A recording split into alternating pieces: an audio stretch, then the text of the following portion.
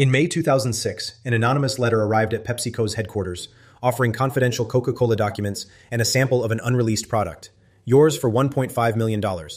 It was signed with a single alias, Dirk. The letter invited Pepsi to bid for some of its biggest rivals' most closely guarded secrets.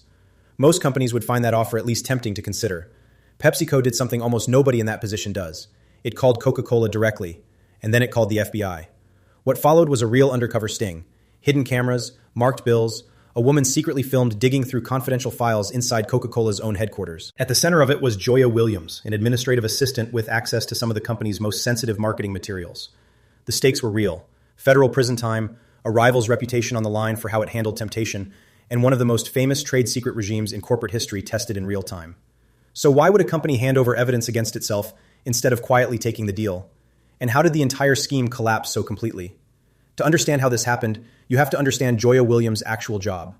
She worked as an administrative assistant inside Coca-Cola's global brand marketing division at company headquarters in Atlanta. That role gave her legitimate, everyday access to secure areas where confidential marketing materials and product samples were stored. It's worth pausing on something the popular version of this story usually gets wrong. What was stolen wasn't Coca-Cola's actual century-old syrup formula, the one locked away since 1886. It was confidential business documents and a sample tied to a product still in development.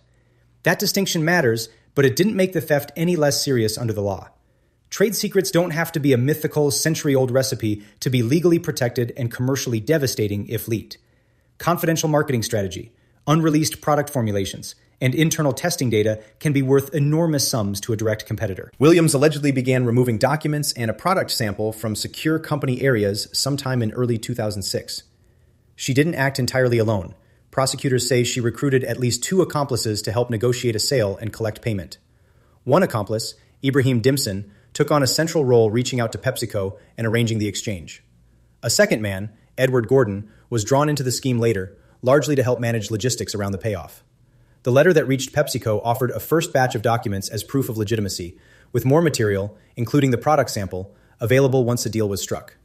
It explicitly invited Pepsi to treat the offer as an auction, open to whichever bidder paid the most. That detail alone should have been a red flag to any company weighing whether to engage.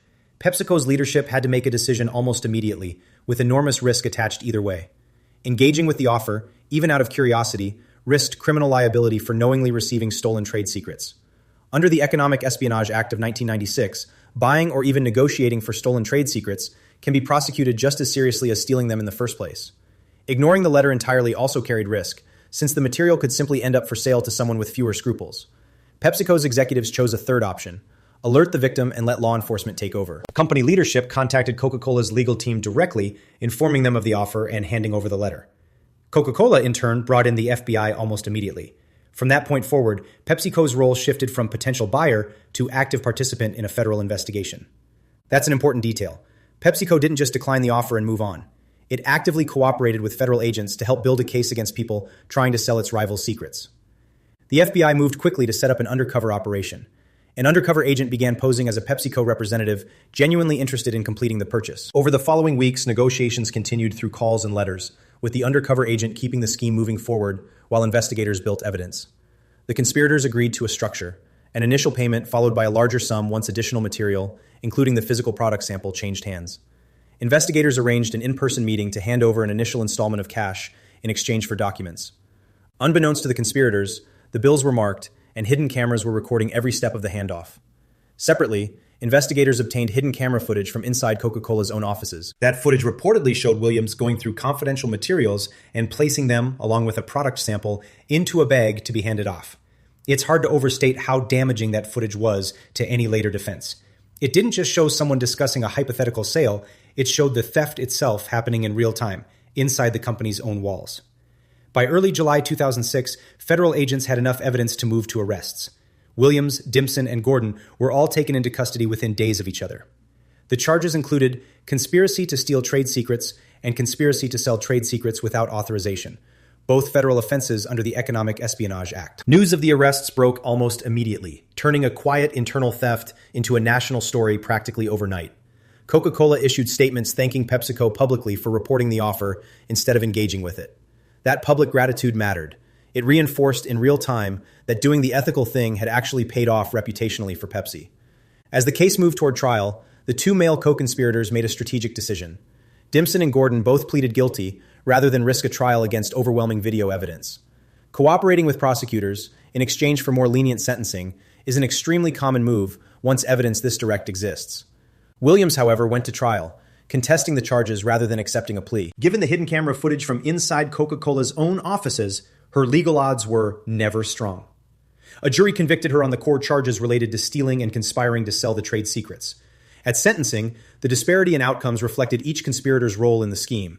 Williams, as the insider who actually accessed and removed the material, received the harshest sentence, 8 years in federal prison. Dimson, who played a central negotiating role but didn't have direct access to Coca-Cola's secure areas, received a 5-year sentence. Gordon, drawn in later with a more limited role, received the lightest sentence, around 2 years. Those numbers matter beyond the individuals involved. They show how federal sentencing weighs access and initiative, not just participation. The person who actually breached trust from the inside paid the steepest price. It's worth zooming out on why this case became such a widely cited example in corporate ethics and security training. Most trade secret theft never becomes public at all. Companies frequently prefer quiet settlements, internal firings, or non-disclosure agreements over the publicity of a criminal trial. This case became public specifically because a competitor chose transparency over quiet self-interest. That choice put a real spotlight on how differently insider threats can play out, depending on who receives the first move. It's also worth being honest about PepsiCo's incentives, rather than framing the decision as purely selfless.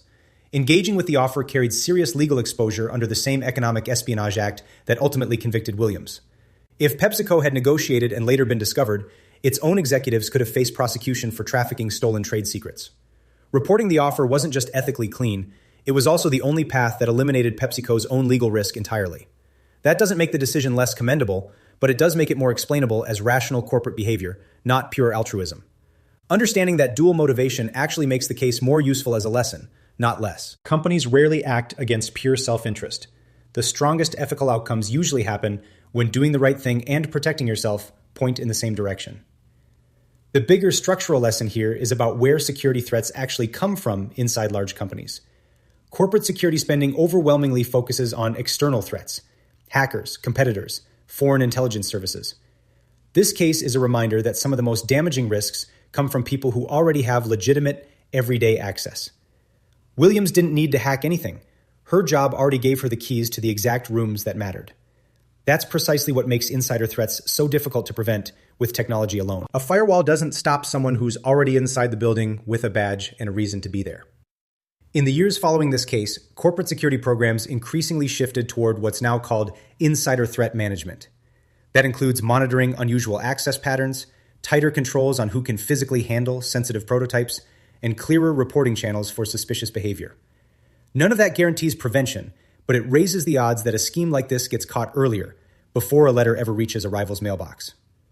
There's also a quieter lesson about how badly this specific scheme was executed from a purely strategic standpoint. Approaching a direct competitor with a blind offer, essentially announcing an auction for stolen goods, invites exactly the kind of institutional risk aversion that triggered PepsiCo's response. A large, publicly traded company has far more to lose from being caught buying stolen secrets than it stands to gain from acquiring them. Selling stolen material to a company's most obvious rival is, in a strange way, the least sophisticated possible way to monetize stolen trade secrets. It maximizes the incentive for the buyer to report you, rather than quietly transact. Zooming out further, this case sits inside a much longer history of corporate espionage between rival companies. Industries from technology to pharmaceuticals to consumer goods have all seen insiders attempt to sell secrets to direct competitors over the decades. What makes this particular case stand out isn't the theft itself, but the response to it. Most similar cases never generate hidden camera footage of a company's own employee stuffing evidence into a bag on tape. Most never result in a rival publicly thanking the victim for its cooperation. For the average consumer, none of this changed anything about how Coca-Cola or Pepsi actually tasted, or how either brand was marketed the following year. But it quietly reinforced something about how fiercely competitive industries actually treat trust and information internally. The two companies remained bitter rivals in every visible way, fighting over shelf space, ad campaigns, and market share. Yet in this one specific moment, one rival chose to protect the integrity of the competitive system itself rather than exploit a shortcut. That's a strange kind of cooperation hiding inside intense competition. Companies that spend billions trying to outmaneuver each other in the marketplace can still share an interest in making sure trade secret theft doesn't become normalized. If insider theft and sales schemes worked reliably, every company's confidential information would become permanently less secure, including PepsiCo's own. Reporting the offer wasn't just about this one case. It helped preserve a system both companies depend on. That's the quiet, somewhat unsettling core of this story. An employee with legitimate access can become the single biggest security threat a company faces, and often only realizes it after the damage is already done. Trust, inside any organization, is a kind of unlocked door that has to stay unlocked for the business to function at all.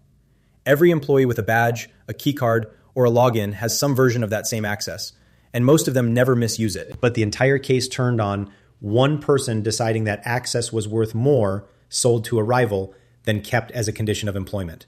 For a company built partly on the myth of an unbreakable secret formula, the real vulnerability turned out to be something far more mundane: an unlocked filing cabinet and a badge that opened the wrong door to the wrong intentions.